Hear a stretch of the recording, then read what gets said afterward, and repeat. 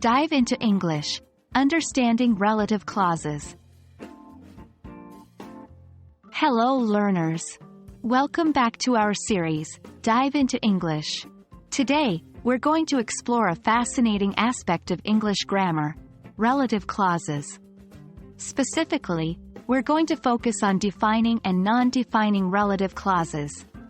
Grab a notebook, sit comfortably, and let's unravel the mysteries of English grammar together. Before we dive in, let's establish the basics. What are relative clauses? Relative clauses are types of clauses that function as modifiers. They provide additional information about something mentioned in the sentence. They're introduced by relative pronouns like who, whom, which, that, whose, and where, or by relative adverbs such as when and why. Here's a simple example. The man who is standing there is my uncle. In this sentence, the relative clause, who is standing there, provides more information about the man.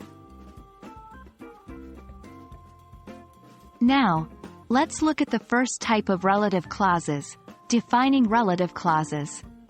Defining relative clauses, also known as identifying or restrictive relative clauses, provide essential information about the noun that precedes them.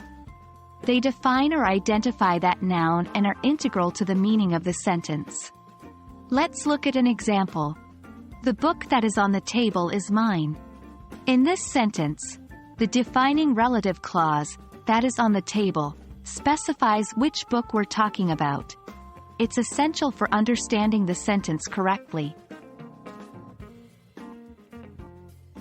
Next, we have non-defining relative clauses, also known as non-identifying or non-restrictive relative clauses. Unlike defining relative clauses, these do not provide essential information to understand the sentence. Instead, they add extra information about the noun, and the sentence would still make complete sense even if this information were removed. For instance, my brother, who lives in Paris, is a chef. In this sentence, the non-defining relative clause, who lives in Paris, offers extra information about my brother, but it's not essential for understanding the main message, that my brother is a chef.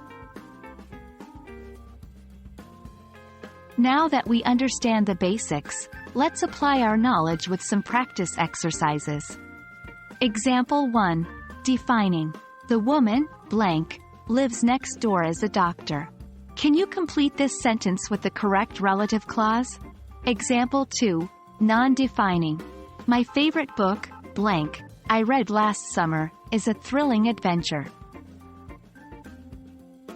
What would you fill in here? Remember, we're providing extra information. Pause the video, take your time to answer, and then continue to check your solutions. Solution 1. The woman who lives next door is a doctor. Solution 2. My favorite book, which I read last summer, is a thrilling adventure. How did you do? Remember, practice makes perfect. And that's a wrap. Today we've explored the intriguing world of defining and non-defining relative clauses. These powerful tools can make your English more precise and descriptive. Keep practicing and soon using relative clauses will be second nature to you. Remember, English learning is a journey, and every step takes you closer to fluency. Don't hesitate to replay this video if you need to revisit the topic. Stay tuned for more exciting lessons. Happy learning!